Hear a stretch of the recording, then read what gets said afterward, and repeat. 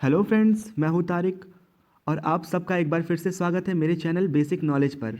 आज हम लोग डिस्कस करेंगे साइंस के कुछ मोस्ट इम्पॉर्टेंट क्वेश्चंस को जो कि कई बार बीएड एंट्रेंस एग्ज़ाम में पूछे गए हैं। क्योंकि ये प्रीवियस ईयर के कुछ इंपॉर्टेंट क्वेश्चंस हैं, इसके साथ साथ यह क्वेश्चंस अदर कॉम्पिटिटिव एग्ज़ाम के लिए भी अति महत्वपूर्ण हैं। तो मेरे इस वीडियो पर अंत तक बने रहिए। अगर आपने मेरे इस चैनल को सब्सक्राइब नहीं किया है तो प्लीज़ कर लें, ताकि हम लोग मिलकर आगे कुछ अच्छा कर सकें, कुछ बेहतर कर सकें। चलिए फिर शुरू करते हैं। चलिए फिर देखते हैं क्वेश्चन नंबर 53। ध्वनि की उच्चता किस पर निर्भर करती है? क्वेश्चन है, ध्वनि की उच्चता किस पर निर्भर करती है? आपके सामने ऑप्शंस हैं आयाम, तारत्व, आवृत्ति या तरंग दैर्ध्य। देखिए, सोचिए क्या ऑप्शंस हो सकते हैं इसके। आयाम हो सकता है, तारत्व, आवृत्ति या तरंग दैर्ध्य। तो इसका राइट ऑप्शन है आयाम। आयाम सही होगा। ध्वनि की उच्चता किस बात पर निर्भर करती है? तो आयाम पर निर्भर करती है। आयाम की अधिकता ध्वनि तरंग को ऊर्जा प्रदान करती है, जिससे ध्वनि की प्रबलता अधिक हो जाती है। तो इस हिसाब से जो उच्चता है वो आयाम पर डिपेंड करती है। चलिए फिर अगला क्वेश्चन देखते हैं हम लोग। कौन सा कथन गैस के अणुओं की विन्यास और गति का वर्णन करता है? इनमें से कौन सा कथन ऐसा है जो गैसों के अणुओं की विन्यास और गति का वर्णन करता है? चलिए आप लोग एक बार फिर से ऑप्शंस पढ़िए। ऑप्शंस देखिए इसके। पहला ऑप्शन है अणु अनियमित विन्यास से अनियमित गति करते हैं। दूसरा ऑप्शन है अणु क्रमबद्ध विन्यास से अनियमित गति करते हैं। तीसरा ऑप्शन है अणु एक निश्चित स्थान के इर्द गिर्द अनियमित विन्यास से दोलन करते हैं। चौथा इनमें से कोई नहीं। तो यहाँ पे आपका पहला ऑप्शन सही हो जाएगा कि अणु अनियमित विन्यास से अनियमित गति करते हैं। चलिए बढ़ते हैं फिर अगले क्वेश्चंस पे। क्वेश्चन कह रहा है किसी विद्युत परिपथ में सामर्थ्य P, विभवांतर V और धारा I में संबंध क्या है? मतलब किसी जो कोई एक विद्युत परिपथ है उसमें सामर्थ्य, विभवांतर और धारा में क्या संबंध है? तो यहाँ पे जो पहला ऑप्शन है ये इसके संबंध को अच्छे से दर्शा रहा है। चलिए फिर देखते हैं अगला क्वेश्चन। चलिए फिर देखते हैं अगला क्वेश्चन 56। क्वेश्चन क्या कह रहा है? कार्बोरंडम निम्नलिखित में से किसका दूसरा नाम है? कार्बोरंडम निम्नलिखित में से किसका दूसरा नाम है? ऑप्शन है कैल्शियम कार्बाइड, दूसरा ऑप्शन है कैल्शियम ऑक्साइड, तीसरा ऑप्शन है सिलिकॉन ऑक्साइड, चौथा ऑप्शन है सिलिकॉन ऑक्साइड। तो कार्बोरंडम का नाम आपने सुना होगा। हाँ, तो यहाँ पे जो ऑप्शन है वो सही है, option number C, silicon carbide. ये जो कार्बोरंडम होता है ये सिलिकॉन और कार्बाइड से मिलकर बना होता है। ये उन उपकरणों में लगाया जाता है जिसकी विद्युत चालकता अधिक होती है और उच्च ताप वाले होते हैं। चलिए फिर देखते हैं अगला क्वेश्चन 57। एटीपी पर गैस के एक मोल में कितने परमाणु होते हैं? तो ये तो एक तरह से फैक्चुअली क्वेश्चन है, तो इसका ऑप्शन सीधा सा इसका ऑप्शन है ऑप्शन नंबर डी। एटीपी पर गैस के एक मोल में कितने परमाणु होते हैं? तो यहाँ पे ऑप्शन नंबर इसका डी सही है। चलिए फिर देखिए अगला क्वेश्चन। एंजाइम क्या है? अब एंजाइम के बारे में पूछ रहा है कि एंजाइम क्या है। एंजाइम का नाम तो आप सबने सुना होगा। ये भोजन को पचाने में हेल्प करता है, डाइजेस्टिव सिस्टम का एक तत्व है। चलिए फिर देखा जाए एंजाइम क्या है। क्या एक ऑयल है, तेल है, फैट है, प्रोटीन है या फिर खनिज है? सोचिए आप क्या हो सकता है इसका। तो एंजाइम एक तरह का क्या है? प्रोटीन है। प्रोटीन है। बहुत बार ये पूछा जाता है कि एंजाइम और प्रोटीन में एंजाइम और हार्मोन्स में डिफरेंस क्या है? ये दोनों सुनने में जैसे लगता है एक तरह से ही है। तो सुनिए, जो हार्मोन्स होता है, हार्मोन्स का काम है संदेश वाहक का, वो संदेश लेकर आता है। और जो एंजाइम है इसका काम है प्रेरक का। एंजाइम किसी अभिक्रिया को प्रेरित करता है, प्रेरक का काम करता है। और जो हार्मोन्स होता है वो संदेश लेकर आता है, किसके लिए? सेल्स के लिए, कि संदेश ये आया है, अब आप लोग इस हार्मोन्स को रिलीज करिए, मतलब ये कार्य करिए। तब हार्मोन्स और एंजाइम में डिफरेंस पता चल गया। जो हार्मोन्स होती है वो डक्टलेस होती हैं, एंजाइम जो होती हैं वो डक्ट होता है उनमें। चलिए फिर देखते हैं अगले क्वेश्चंस। ये एंजाइम क्या है, इसका आंसर था प्रोटीन। अब देखिए अगला क्वेश्चन देखते हैं, धातुओं की विशेषताएं क्या हैं। चलिए एक बार सारे ऑप्शंस को एक बार आप खुद पढ़िए, ध्यान से पढ़िए धीरे धीरे। धातुओं की विशेषताएं क्या हैं।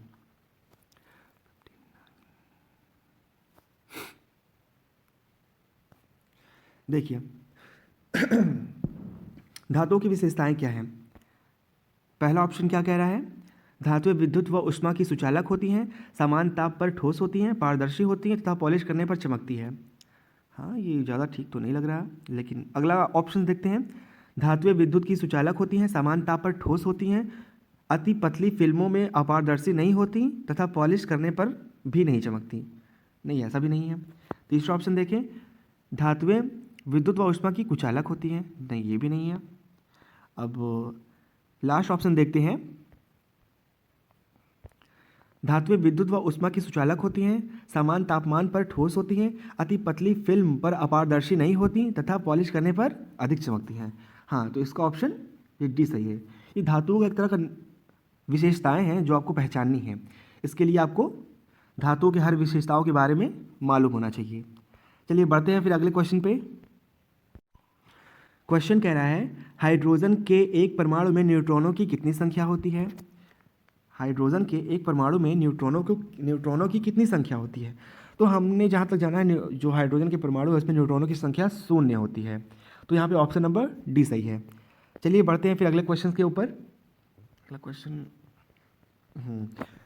नंबर 68, गैसोलीन के दहन का ऊष्मामान है।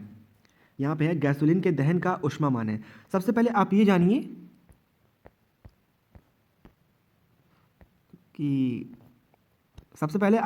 कि गैसोलीन होता क्या है।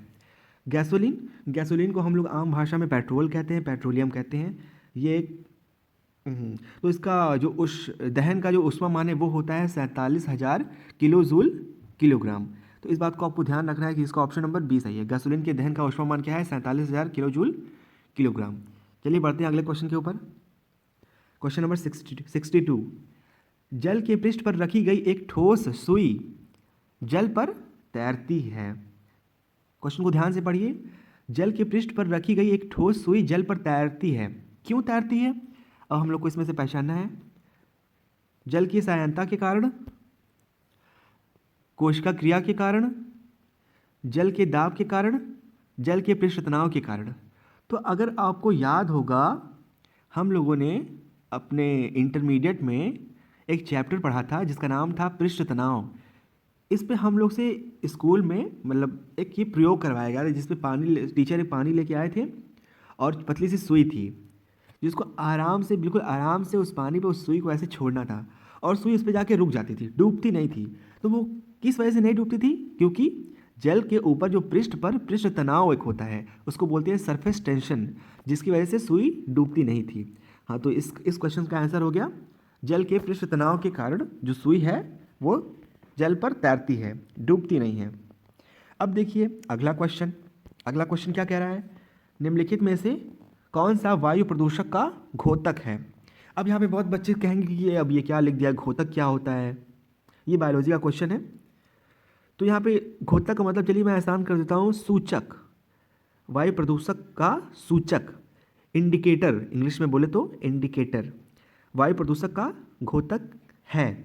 ऑप्शन आपके पास है लाइकेन, साइकस, शैवाल या ब्रायोफाइट्स। अगर आप लोग को मालूम होगा तो इसका सही आंसर क्या है, ऑप्शन नंबर ए, लाइकेन। अब आप पूछेंगे ये लाइकेन क्या होता है।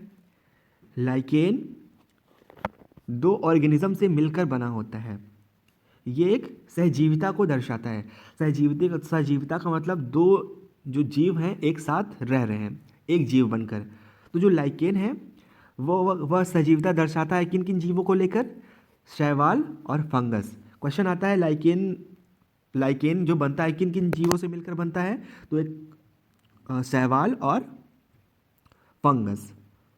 इसको क्या बोलते हैं हम लोग, वायु प्रदूषण का घोतक मतलब सूचक। कहने का मतलब ये है कि वायु प्रदूषण अगर जहाँ पर भी होगा तो ये लाइकेन वहाँ नहीं उगेगा। सूचक इसीलिए कह रहे हैं लाइकेन उसी जगह पे उगता है जहाँ पे बिल्कुल वायु प्रदूषण बिल्कुल शून्य हो, तो इसीलिए इसको इंडिकेटर कहा जाता है वायु प्रदूषक का। क्वेश्चन पूछ लिया जाता है कि एक एरिया है, वहाँ पे लाइकेन अच्छी मात्रा में है पाए जा रहे हैं, मतलब वहाँ पे लाइकेन के प्लांट्स, मतलब जो लाइकेन है वो काफ़ी जगह उगे हुए हैं। ये एक तरह से दलदली और मार्शी एरिया में ही उगते हैं, चिपचिपे से होते हैं, काई की तरह लगते हैं। तो क्वेश्चन पूछा जाता है कि मतलब लाइकेन मतलब एक एरिया पे उगे हुए हैं तो वो एरिया कैसा होगा। ऑप्शन दे देगा, वहाँ प्रदूषण बहुत ज़्यादा होगा, वहाँ प्रदूषण निम्न से कम होगा, या फिर कई तरह के ऑप्शंस होंगे। तो वहाँ पे ऑप्शन आपको वो चुनना है कि वहाँ पे प्रदूषण बिल्कुल भी नहीं होगा, क्योंकि लाइकेन मतलब वहाँ उगता है जहाँ पे पोल्यूशन बिल्कुल भी नहीं होता है। तो इसका ऑप्शन है 63 का ऑप्शन है ऑप्शन नंबर 1A। चलिए फिर अगले क्वेश्चन के ऊपर बढ़ते हैं। अगला क्वेश्चन है यकृत पचाता है। अब यकृत, यकृत को इंग्लिश में हम लोग लीवर कहते हैं। लीवर ये शरीर की सबसे बड़ी ग्रंथि है। क्वेश्चन आता है शरीर की सबसे बड़ी ग्रंथि कौन सी है, तो शरीर की सबसे बड़ी ग्रंथि होती है लीवर, यकृत। उर्दू में इसको जिगर कहते हैं। तो इन सब बातों का आपको ध्यान रखना है। तो जो यकृत पचाता है वो वसा का पाचन करता है। यकृत वसा का पाचन करता है। कैसे करता है? यकृत पित्तरस का स्राव करता है। मेरी बातों को ध्यान से सुनिएगा। यकृत पित्तरस का स्राव करता है जो कि पित्ताशय में एकत्रित होता है। पित्तरस में दो वर्णक होते हैं, विलुरुबिन, विलुवर्डिन, जो काम करते हैं वसा को पचाने का। तो ये यकृत से ही स्रावित होते हैं। चलिए फिर बढ़ते हैं अगले क्वेश्चन के ऊपर। क्वेश्चन कह रहा है निम्नलिखित में से कौन सा शरीर के अपशिष्ट उत्पाद को बाहर नहीं निकालता। क्वेश्चन है कौन सा शरीर के अपशिष्ट पदार्थ को बाहर नहीं निकालता। और जो भी अपशिष्ट मतलब वेस्ट मटेरियल है बॉडी का वो बाहर नहीं निकालता। इनमें से कौन सा जो ऑर्गन है जो कि वो बाहर नहीं निकालता। पहला ऑप्शन है त्वचा। तो जितना हम लोग को जानकारी है त्वचा तो निकालता है, क्योंकि पसीने के रास्ते कई सारे हानिकारक तत्व हैं, वाटर है, NaCl है, काफ़ी सारी चीज़ें त्वचा के माध्यम से पसीने के रूप में निकलती हैं। वृहद आंत मतलब बड़ी आंत, इसके माध्यम से भी जो हम लोग खाते हैं जो कि अपशिष्ट पदार्थ होता है वो बाहर निकलता है। वृक्क, वृक्क के माध्यम से भी अपशिष्ट पदार्थ बाहर निकलता है, जो शरीर में कार्बन डाइऑक्साइड और जो यूरिया बनता है उसको ब्लड से छान कर और मूत्र के रास्ते बाहर निकालता है। ये वृक्क छानने का काम करता है। अब एक ऑप्शन बच जाता है यकृत। यकृत अपशिष्ट पदार्थों को बाहर नहीं निकालता, बल्कि ये शरीर की सबसे बड़ी ग्रंथि है और पाचन में हेल्प करती है। यकृत, लीवर बोलते हैं इसको। चलिए फिर बढ़ते हैं अगले क्वेश्चन के ऊपर। अगला क्वेश्चन क्या कह रहा है? अगला क्वेश्चन पूछ रहा है रिकेट्स एक रोग है, किस विटामिन की कमी से ये रोग होता है। रिकेट्स का नाम तो हम लोग 6, 7, 8 से सुनने लगते हैं। रिकेट्स से विटामिन है, विटामिन के बारे में पढ़ते हैं, विटामिन के टाइप्स पढ़ते हैं, जल में घुलनशील विटामिन पढ़ते हैं, वसा में घुलनशील विटामिन पढ़ते हैं। तो ये विटामिन टॉपिक ऐसा है जो कि हर एंट्रेंस एग्जाम में पूछा जाता है। कोई भी एंट्रेंस एग्जाम हो जिसमें साइंस आती हो तो ऐसा नहीं है कि उसमें विटामिन के क्वेश्चंस ना पूछे जाए, क्योंकि vitamin topic most important question है, मतलब मोस्ट इंपॉर्टेंट टॉपिक है एंट्रेंस एग्जाम के लिए। तो आप कहीं भी अगर कोई भी एग्ज़ाम देने जाते हैं तो बिना विटामिन पढ़े तो बिल्कुल भी ना जाएं, क्योंकि इससे 1 या 2 क्वेश्चन हमेशा आता है। कोई भी कॉम्पिटिटिव एग्जाम हो सब में पूछे जाते हैं। तो रिकेट्स किस विटामिन की कमी से होता है? तो इसको कहते हैं विटामिन डी की कमी से रिकेट्स नामक बीमारी होती है। इसको हिंदी में बोलते हैं सूखा रोग। सूखा रोग। अगर और सब विटामिनों की बात करें, जैसे कि विटामिन ए के बारे में बात करें तो विटामिन ए की कमी से रतौंधी रोग होता है। रतौंधी जैसे कि रात में दिखना बंद हो जाता है। विटामिन सी की कमी से स्कर्वी रोग होता है, जैसे कि उसमें स्कर्वी रोग में मसूड़े फूल जाते हैं, दांतों से खून निकलता है, हड्डियाँ कमज़ोर हो जाती हैं ये। और विटामिन B12 से एनीमिया रोग होता है, शरीर में रक्त की कमी हो जाती है। तो इन सब बातों का आपको ध्यान रखना है। चलिए बढ़ते हैं अगले क्वेश्चन के ऊपर। इसका ऑप्शन था 66 का ऑप्शन था option number C, vitamin D. Rickets vitamin D की कमी से होता है। चलिए बढ़ते हैं अगले क्वेश्चन के ऊपर। थोड़ा सा जूम हो जाए पहले।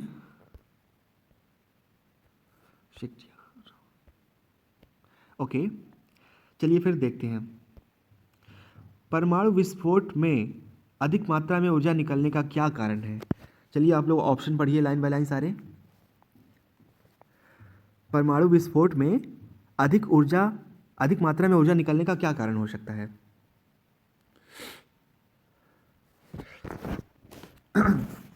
तो यहाँ पे पहला ऑप्शन है रासायनिक ऊर्जा का तापीय ऊर्जा में परिवर्तन, नहीं सॉरी, रासायनिक ऊर्जा का तापीय ऊर्जा में परिवर्तन। दूसरा ऑप्शन है यांत्रिक ऊर्जा का नाभिकीय ऊर्जा में परिवर्तन, तो ये भी नहीं। और तीसरा ऑप्शन है द्रव्यमान का ऊर्जा में परिवर्तन, तो हाँ ये सही है, इसका तीसरा ऑप्शन सही है। जो परमाणु विस्फोट में अधिक मात्रा में जो ऊर्जा निकलती है वो किसके कारण निकलती है? द्रव्यमान का ऊर्जा में परिवर्तन होना। इस वजह से परमाणु विस्फोट के दौरान अधिक से अधिक ऊर्जा निकलती है, द्रव्यमान का ऊर्जा में परिवर्तित होना। अब देखिए ये परमाणु विस्फोट या जो परमाणु बम होता है इनके अंदर क्या क्या होता है? तो यूरेनियम होता है या फिर प्लूटोनियम होता है, जिनके विखंडन से ये विस्फोट होता है। और ये किस सिद्धांत पर कार्य करता है? तो ये नाभिकीय विखंडन सिद्धांत पर कार्य करता है। तो इस बात को आप लोग ध्यान में रखिएगा कि जो परमाणु विस्फोट होता है, परमाणु बम होता है, ये नाभिकीय विखंडन पर कार्य करता है। क्वेश्चन एक और पूछा जाता है कि जो सूर्य की ऊर्जा है जो निरंतर बनती रहती है, कभी खत्म नहीं होती, वो किस क्रिया के तहत सारी ऊर्जा बनती है? तो वो है नाभिकीय विखंडन, सॉरी नाभिकीय विखंडन, नाभिकीय संलयन। अगर सूर्य की ऊर्जा की बात करें तो नाभिकीय संलयन, परमाणु बम की बात करें या परमाणु विस्फोट की बात करें तो नाभिकीय विखंडन। इन बातों का आप ध्यान रखिएगा। चलिए बढ़ते हैं फिर अगले क्वेश्चन पे। अगला क्वेश्चन क्या कह रहा है जरा पढ़िए, 1 मिनट रुकिए। जूम, एक तो मोबाइल से वीडियो बनाना तो आजकल बहुत मुश्किल हो गया है।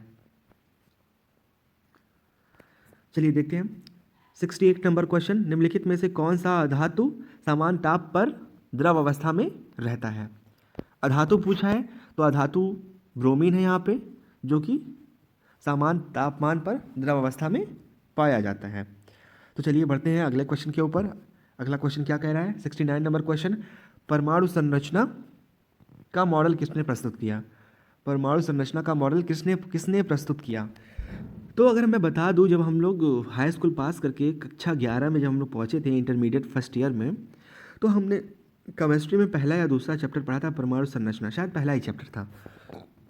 तो जिसमें हम लोगों ने एक वैज्ञानिक थे, उनका नाम पढ़ा था रदरफोर्ड, उनके साथ साथ एक और वैज्ञानिक का नाम पढ़ा था बोहर। हमने बोहर और रदरफोर्ड का मॉडल पढ़ा था। तो वो मॉडल कैसा था? परमाणु संरचना का मॉडल था। तो ये क्या है? परमाणु संरचना का मॉडल किसने दिया था? तो बोहर और रदरफोर्ड ने दिया था। तो इसका ऑप्शन नंबर सी सही होता है 69 का। चलिए फिर आगे बढ़ते हैं। सर्वात्रिक गुरुत्वीय स्थिरांक का विमीय सूत्र कौन सा है? तो यहाँ पे विमा पूछी गई है। तो विमा आप तभी निकाल सकते हैं जब इसका आपको फॉर्मूला या पता होगा। तो इसका जो ऑप्शन है option number first right answer है। चलिए फिर आगे बढ़ते हैं क्वेश्चन नंबर 71 पर। किसी भी विस्तृत पर्ण में प्रथम कोष्ठिका का पता होता है। विस्तृत पर्ण पर प्रथम कोष्ठिका का पता होता है, तो यहाँ पे ऑप्शन नंबर सही हो जाएगा, ऑप्शन नंबर A1। A1 की वजह से विस्तृत पर्ण पर प्रथम कोष्ठिका का पता होता है। चलिए फिर ठीक है, देखते हैं अगला क्वेश्चन। अगला क्वेश्चन मोस्ट इंपॉर्टेंट है, क्योंकि बायोलॉजी के क्वेश्चन तो भर भर के पूछे जाते हैं किसी भी एंट्रेंस एग्जाम में। क्वेश्चन पूछा है वनस्पति जगत के गैर हरित विषम पोषी पौधों में से कौन से होते हैं? मतलब इन ऑप्शन में से कौन सा ऐसा पौधा है जो गैर हरित है और विषम पोषी है? पहले तो आप मतलब समझिए गैर हरित का मतलब क्या है। गैर हरित का मतलब ये है जिसके अंदर क्लोरोफिल नहीं पाया जाता, जो कि अपना भोजन खुद से नहीं बना सकता। विषम पोषी का मतलब है ऐसा पोषण जो कि मतलब जो ऐसा जीव जो कि कुछ भी खा ले, किसी तरह से भी अपनी भूख मिटा ले, चाहे वो पत्थर खा ले, कंकड़ खा ले, मिट्टी खा ले, सड़ी गली चीज़ें खा ले, कुछ भी खा ले, लेकिन वैसे पत्थर नहीं खा सकता। हाँ तो कोई भी ये विषम पोषी का मतलब है कुछ भी, मतलब अपना गुजारा हो जाए किसी चीज़ पे भी, किसी पे आश्रित नहीं होना है, हमको जो मिलेगा हम वो खाएंगे, वो इनका फंडा होता है विषम पोषी जीवों का। तो इन ऑप्शनों में से कौन सा ऐसा जीव है जो कि बिना क्लोरोफिल के है और विषम पोषी है? तो यहाँ पे आपको ऑप्शन दिख रहा होगा, ऑप्शन नंबर A फंजाई या फंगस। ये जो है ये विषम पोषी जीव है फंगस। इसको आप अचारों पे भी देखते होंगे, इसको आप कीचड़ों में भी देखते होंगे। अगर कोई खाने की चीज़ पुरानी हो गई है उस पर भी आप इसको देखेंगे। ब्रेड अगर पुराना हो गया तो ब्रेड पे भी इसका जाल देखेंगे। तो ये क्या है? विषम पोषी जीव है और ये अपना खाना खुद से नहीं बनाता क्योंकि इसके पास क्लोरोफिल तो होता नहीं। तो ये क्या है? एक गैर हरित विषम पोषी जीव है। अगर दूसरे ऑप्शन की बात करें मॉसेस, तो ये जो प्लांट है ये ब्रायोफाइटा का प्लांट है। ये भी क्लोरोफिल इसके अंदर होता है और ये फोटोसिंथेसिस करता है। अगर फर्न की बात की जाए तो फर्न टेरिडोफाइटा का प्लांट है, ये भी क्लोरोफिलस होता है। एल्गी, एल्गी तो हरी होती ही है, एल्गी शैवाल बोलते हैं, जो कि काई वगैरह जो हम लोग देखते हैं, काई वगैरह जैसे अगर कहीं नदी तालाब पे अगर हरी हरी परत सी लगी होती है नदी के ऊपर, वो सारी क्या होती है, एल्गी होती है।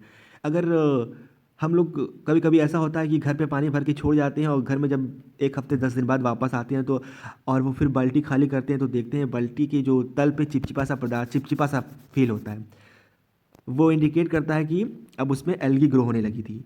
मतलब जब काफ़ी देर तक, काफ़ी दिन तक मतलब इकट्ठे हो जाते हैं, पानी काफ़ी दिन तक इकट्ठा रहता है तो उसमें एल्गी ग्रो होने लगती है। तो ये हुआ। तो इसका सही ऑप्शन है, इस क्वेश्चन का सही ऑप्शन है गैर हरित विषम पोषी जो पौधे हैं वो क्या, कौन से हैं, फंजाई है। चलिए फिर देखते हैं अगला क्वेश्चन, 73 नंबर क्वेश्चन। सेंटीग्रेड तथा फ़ारेनहाइट तापमान किस अंश पर एक समान होते हैं। ये इसका फंडा तो आपको मालूम ही होना चाहिए क्योंकि ये तो नॉर्मल सा है, सेंटीग्रेड और फ़ारेनहाइट। इसको चेंज करना आपको आना चाहिए। अगर इतना सेंटीग्रेड है तो इसका ये फ़ारेनहाइट में कितना होगा, ये चेंज कैसे करते हैं, इन सब का पता आपको मालूम होना चाहिए क्योंकि ये कॉम्पिटेटिव एग्जाम में भर भर के इन सब के क्वेश्चंस आते हैं। है तो ये नॉर्मल से ही टॉपिक, लेकिन एक तरह से बस ये होता है कि हम कभी घुसते नहीं इनको जानने के लिए।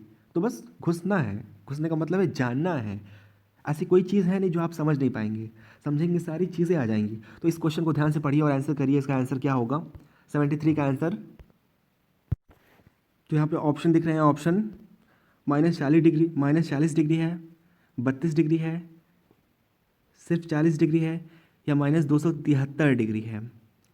तो यहाँ पे सेंटीग्रेड और फ़ारेनहाइट तापमान किस अंश पर एक समान होते हैं। तो जो तापक्रम जो 40 -40 डिग्री है, इस पे सेंटीग्रेड और फ़ारेनहाइट जो तापमान है ये दोनों एक समान होते हैं। किस पे, -40 डिग्री पे।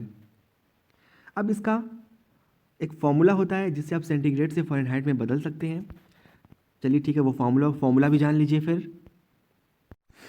चलिए देखिए स्क्रीन पे आपको एक फॉर्मूला दिख रहा होगा, 0 डिग्री सेल्सियस इंटू 9/5 + 32 = 32 फ़ारेनहाइट। जितना भी आपसे पूछे सेंटीग्रेड, मान लीजिए पूछा 4 सेंटीग्रेड को अगर फ़ारेनहाइट कितना फ़ारेनहाइट होगा, तो 0 अंश सेल्सियस की जगह पे आप 4 अंश सेल्सियस, 4 डिग्री सेल्सियस मतलब अप्लाई करेंगे और आपका आंसर आ जाएगा। इस फॉर्मूले को आप कहीं लिख लीजिएगा, 0 डिग्री सेल्सियस इंटू 9/5 + 32 = 32 फ़ारेनहाइट। इस फॉर्मूले को लिख लीजिएगा।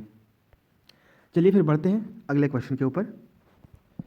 डैश डैश डैश की उच्च मात्रा के कारण स्वास्थ्य के लिए चॉकलेट हानिकारक होता है। अब यहाँ स्वास्थ्य के क्वेश्चंस आ गए। चॉकलेट हानिकारक होता है, किसकी मात्रा चॉकलेट में ज़्यादा होती है, ये क्वेश्चन में पूछ रहा है। तो यहाँ पे चॉकलेट में निकल की मात्रा जब ज़्यादा हो जाती है तो चॉकलेट खाने पे चॉकलेट स्वास्थ्य के लिए हानिकारक होती है, इसलिए चॉकलेट ज़्यादा नहीं खाना चाहिए क्योंकि चॉकलेट में निकल की मात्रा ज़्यादा होती है। चलिए मतलब 74 का जो ऑप्शन है, ऑप्शन नंबर 20 सही है। आते हैं अगले क्वेश्चन के ऊपर। अगला क्वेश्चन है 75। पूछ रहा है क्वेश्चन, स्वपरागण का परिमाण क्या होता है। स्वपरागण, ये अब प्लांट रिप्रोडक्शन के क्वेश्चन आ गए हैं। प्लांट रिप्रोडक्शन, स्वपरागण का मतलब ये होता है एक ही फूल के परागकण उसी फूल के वर्तिका पर गिर जाते हैं और निषेचन हो जाता है, उस क्रिया को बोलते हैं स्वपरागण।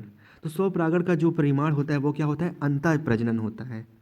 ये आपको याद रखना है क्योंकि एक ही फ्लावर है, उसी का परागकण है, उसी का वर्तिकाग्र है, सारी चीज़ें सेम है। तो जो जो क्या प्रजनन होता है वो क्या होता है, अंतः प्रजनन होता है, क्योंकि उसी के अंदर सारी चीज़ें हो रही है कि फूल के अंदर। तो ये बात आपको याद रखनी है, स्वपरागण का परिमाण क्या होता है, तो अंतः प्रजनन। चलिए अगला क्वेश्चन फिर देखते हैं हम लोग।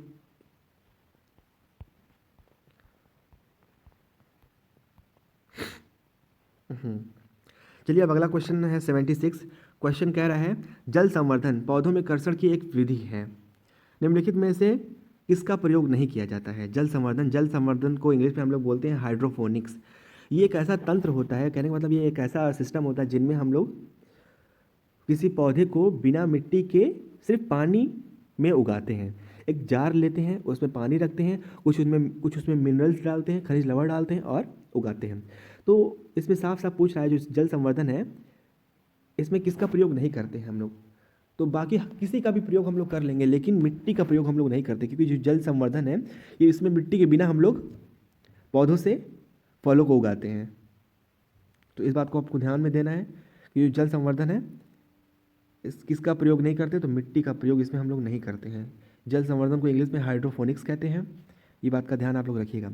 चलिए अगला क्वेश्चन फिर लाइकेन के ऊपर आ गया। मैंने आपसे अभी पिछले क्वेश्चन में डिस्कस किया था लाइकेन के ऊपर। अब यह क्वेश्चन पूछ रहा है, क्वेश्चन को पहले आप ध्यान से पढ़िए। क्वेश्चन कह रहा है लाइकेन एक परस्पर जीव संयोजन शैवाल और निम्नलिखित में से किसी एक के बीच में जो है। कहने का मतलब खुद बता रहा है, जो लाइकेन मैंने बताया था लाइकेन दो जीवों से मिलकर बना होता है। तो पहला जीव यहाँ पे बता रहा है कि लाइकेन शैवाल से तो है, और जो एक और जो जीव है किसी एक के बीच में जो है। तो शैवाल यहाँ पे है, बाकी दूसरा कौन था, फंगस। फंगस जो लाइकेन बनता है शैवाल और फंगस का मिश्रण होता है। मिश्रण बोले तो मिश्रण तो वो सोल्यूशन हो जाएगा, ये नहीं। जो भी है लाइकेन है, इन दोनों से मिलकर बना होता है, शैवाल और फंगस से मिलकर बना होता है लाइकेन होता है। इसको पॉल्यूशन इंडिकेटर भी बोलते हैं। जहाँ पॉल्यूशन होगा ये वहाँ पे ये नहीं उगेंगे, ये वहीं उगते हैं जहाँ पे 0% पॉल्यूशन होगा। इस बात का आपको ध्यान रखना है। लाइकेन दो जीवों से मिलकर बना होता है, एक शैवाल है और एक फंगस है। ये सिम्बायोटिस में दर्शाता है। चलिए फिर आगे देखते हैं इसको। अब है ये है अगला क्वेश्चन है 78। निम्नलिखित में से फूल की कली से किस मसाले को प्राप्त किया जाता है। तो यहाँ पे है ऑप्शन नंबर लौंग, मतलब ऑप्शन नंबर ए है लौंग। लौंग है, फूल की कली से प्राप्त होता है लौंग। चलिए अब जल्दी करते हैं, अगले क्वेश्चन पे आते हैं 79। आनुवंशिकता नियंत्रण के घटक के लिए जीन पद का चयन किसने किया था। मतलब जो जीन पद है सबसे पहले इसका उपयोग किसने किया था। तो जो एक वैज्ञानिक है, यहाँ पे ऑप्शन नंबर जो डी दिख रहा है आपको, डब्ल्यू जोहानसन, ये है, इन्होंने सबसे पहले जीन शब्द का प्रयोग किया था। तो इसका 100% जो आंसर है वो है 79 का जो ऑप्शन है, option number D, W Johansson. अब आप पूछेंगे इस और भी जो सारे वैज्ञानिक नाम जो इसमें नाम दिए ऑप्शन में, इन्होंने क्या क्या किया है। तो अगर हम लोग ग्रेगर जॉन मेंडल की बात करें तो इन्होंने आनुवंशिकता के 3 नियम दिए, और ये बहुत मोस्ट इंपॉर्टेंट है। इन्होंने मतलब इनको आनुवंशिकता के जनक कहा जाता है, आनुवंशिकता का जनक कहा जाता है। इन्होंने मटर के पौधे पे अपना प्रयोग किया था, 3 नियम दिए थे इन्होंने, और इनको आनुवंशिकता का जनक कहा जाता है। बात करें अगर इनके ह्यूगो डिब्राइस की बात करें तो ये जैव विकास के उत्परिवर्तन का सिद्धांत इन्होंने दिया था। जैव विकास के उत्परिवर्तन का सिद्धांत, म्यूटेशन का सिद्धांत दिया था। अगर टी.एच. मॉर्गन की हम लोग बात करें तो उन्होंने एक मक्खी पर प्रयोग किया था। उस मक्खी का नाम शायद मुझे याद नहीं है, कोई मक्खी थी, उस पर इन्होंने प्रयोग किया था और अपना सिद्धांत दिया था। तो आपको ये याद रखना है, जो जीन पद दिया था वो डब्ल्यू जोहानसन ने दिया था। आनुवंशिकता के जनक कहते हैं ग्रेगर मेंडल को या ग्रेगर जॉन मेंडल को। इन्होंने मटर के पौधों पे अपना प्रयोग किया था। और जो ह्यूगो डिब्राइस है, इन्होंने जैव विकास का उत्परिवर्तन सिद्धांत दिया था। चलिए फिर आगे बढ़ते हैं क्वेश्चन नंबर 80 पे। विद्युत धारा का मात्रक है, ये तो सबको पता होगा, विद्युत धारा का मात्रक जो है एम्पियर है। एम्पियर है, विद्युत धारा का मात्रक एम्पियर है। अब आप बताइए ओम जो है वो किसका मात्रक है, वोल्ट किसका मात्रक है, वॉट किसका मात्रक है। कमेंट में आप लोग कमेंट टाइप करिएगा ये सब किसके मात्रक है, ठीक है। या फिर मैं बता ही देता हूँ, वैसे आप लोग लिखिएगा तो हमको अच्छा लगेगा। तो अगर ओम की बात की जाए तो ओम प्रतिरोध का मात्रक है, मतलब प्रतिरोध का मात्रक ओम है। वोल्ट अगर बात करें ये किसका मात्रक है, तो ये वोल्ट मात्रक है, विद्युत वाहक बल का मात्रक है वोल्ट। अगर वाट की बात करें तो ये शक्ति का मात्रक है वाट, मतलब वाट। चलिए फिर अब आगे देखते हैं। क्लोरोफ्लोरोकार्बन का उपयोग होता है, क्लोरोफ्लोरोकार्बन का उपयोग होता है। चलिए देखिए, क्लोरोफ्लोरोकार्बन का उपयोग होता है किन में होता है, तो एरोसॉल स्प्रे बनाने में भी होता है, विलायकों के रूप में भी होता है, प्रतिष्ठकों के रूप में भी होता है। तो ऑप्शन नंबर डी, मतलब इन सभी में होता है। खासकर क्लोरोफ्लोरोकार्बन का जो उपयोग होता है ऐसे उपकरण जो कि ठंडक पैदा करते हैं, जैसे कि एसी हो गया, हमारा फ्रिज हो गया, इन सभी में क्लोरोफ्लोरोकार्बन है, ऐसी गैसों का प्रयोग उसमें होता है। तो इस बात का आपको ध्यान में रखना है। तो 81 का ऑप्शन नंबर डी सही है। चलिए फिर बढ़ते हैं अगले क्वेश्चन नंबर 82 पे। मोमबत्ती की जलने के प्रक्रम में शामिल है। तो मोमबत्ती की मतलब जलने के प्रक्रम में शामिल है भौतिक और रासायनिक दोनों अभिक्रियाएं शामिल है, क्योंकि जल रही है वो चीज़ तो भौतिक में है, और जल रही है तो कोई रिएक्शन उसकी अभिक्रिया हो रही है, ऑक्सीजन का यूज़ हो रहा है, तभी मोमबत्ती जल रही है। अगर क्या करते हैं, अगर हम लोग एक प्रयोग करें, अगर मोमबत्ती को बड़े से जार से ढक दें तो क्या होगा, धीरे धीरे उस जार का ऑक्सीजन खत्म हो जाएगा और मोमबत्ती करीब 10, 15, 20 सेकंड में बुझ जाएगी। तो वो ऑक्सीजन है, अभिक्रियाएं भी हो रही हैं, भौतिक परिवर्तन भी हो रहा है। तो मोमबत्ती के जलने का जो प्रक्रम है वो भौतिक और रासायनिक दोनों है। तो 82 का ऑप्शन नंबर सी सही है। बढ़ते हैं अगले क्वेश्चन पे। क्वेश्चन को आप ध्यान से जरा जल्दी पढ़िए। चलिए पढ़ते हैं। आप किसी ऊनी कालीन पर चलते समय अपनी उंगलियों को दरवाजे पर लगे किसी धातु के हैंडल के समीप ले जाएं तो एक विद्युत झटका लगता है, इसका कारण क्या है? तो इसका कारण यह है कि आपके शरीर से आवेश हैंडल पर स्थानांतरित होता है। आपके शरीर से आवेश हैंडल पर स्थानांतरित होता है। 83 का ऑप्शन नंबर ए। अब देखिए,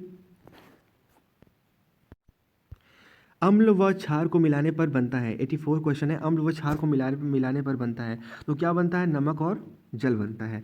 अम्ल को और क्षार को मिलाया जाता है तो नमक और जल बनता है, NaCl बनता है और H2O बनता है। चलिए क्वेश्चन नंबर 85 की तरफ बढ़ते हैं। निम्नलिखित घोलों में से कौन सा नीले लिटमस पत्र को लाल में परिवर्तित नहीं करता है? क्वेश्चन को पढ़िए।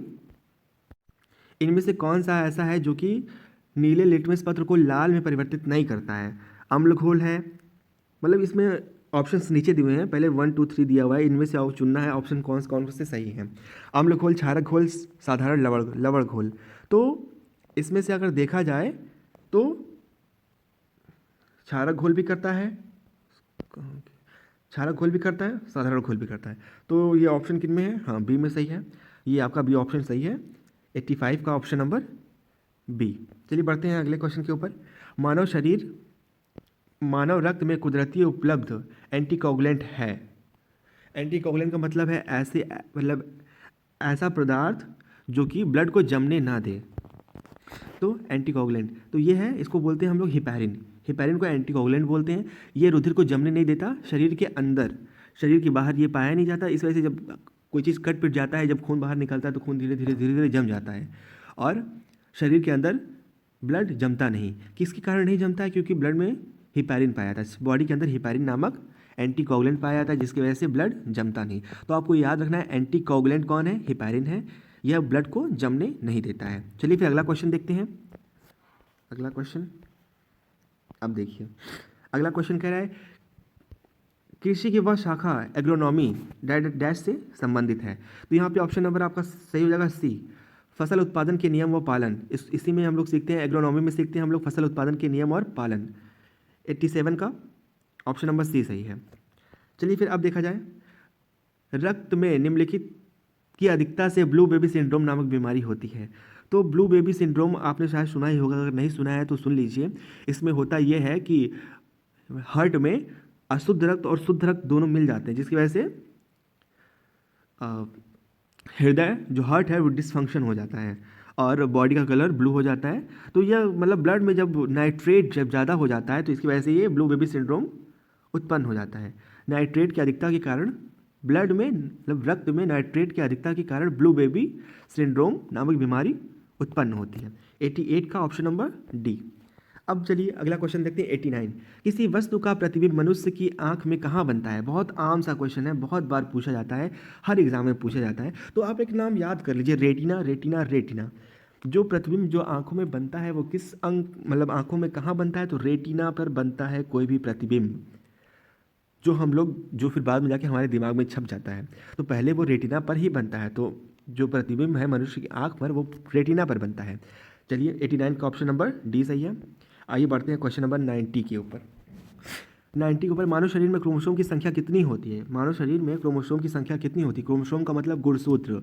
गुणसूत्र की संख्या कितनी होती है? तो हम सभी जानते हैं जो गुणसूत्र होते हैं वो 26 होते हैं। हमारे शरीर में गुणसूत्र की संख्या होती है 26। अगर ऐसे बोला जाए जोड़े में तो 23 जोड़े होते हैं। 23 जोड़े होते हैं, गुणसूत्र की संख्या होती है, जिसमें से 23 जोड़े होते हैं, जिसमें से 23 हमको हमारे पिता से मिलते हैं, 23 हमको हमारी माता से मिलते हैं और फिर हम टोटल 46 गुणसूत्र हो जाते हैं। इनमें से भी जो 22 जोड़ी गुणसूत्र हैं वो दैहिक गुणसूत्र होते हैं और जो एक बचता है 23वां जोड़ा जो गुणसूत्र का बचता है वो डिसाइड करता है लिंग का। लिंग मतलब सेक्स का निर्धारण करता है कि मतलब ये लड़का है या लड़की है। अगर XX होता है तो ये लड़की है, XY होता है तो ये लड़का है। इस बात को आपको याद रखना है। ये गुणसूत्र है 23 जोड़ी, जो 23वां जोड़ी जो गुणसूत्र होता है ये लड़की के लिए है, ये लड़के के लिए है। XX अगर गुणसूत्र होगा तो वो लड़की होगी, XY गुणसूत्र होगा तो वो लड़का होगा। चलिए फिर आगे बढ़ते हैं। सल्फर डाइऑक्साइड का उत्सर्जन होता है। सल्फर डाइऑक्साइड का उत्सर्जन होता है तो यहाँ पे होता है ये बिजली संयंत्रों में सबसे अधिक होता है सल्फर डाइऑक्साइड की, मतलब सल्फर डाइऑक्साइड का उत्सर्जन सबसे अधिक होता है बिजली संयंत्रों में होता है। 91 का ऑप्शन नंबर सी सही है। चलिए बढ़ते हैं अगले क्वेश्चन पे। किसमें इनमें अधिकतम ऊर्जा किसमें है? अगर अधिकतम ऊर्जा की बात की जाए तो सबसे ज़्यादा ऊर्जा होती है फैट में, उसके बाद number 1 fat, number 2 protein, number 3 carbohydrate. Vitamin में कोई ऊर्जा नहीं होती, हमको विटामिन से कोई एनर्जी नहीं मिलती। हाँ, तो हमको क्या जानना है? सबसे अधिक ऊर्जा होती है फैट में, ऑप्शन नंबर का ये सही है। उसके बाद से प्रोटीन में, फिर कार्बोहाइड्रेट में।